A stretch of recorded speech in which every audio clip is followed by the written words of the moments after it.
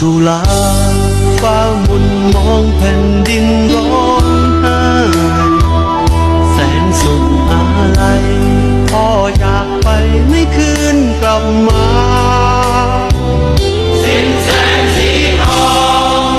ที่เอ่ยสาดส่องทั่วฟ้าทั่วภาคสุธาน้ำตาของไทยไหลพ่อคือร่มโพศูนย์รวมใจของไทยทั้งชาติได้เบื้องบาทพวงประชาไพร่ฟ้าอยู่เย็นประสงค์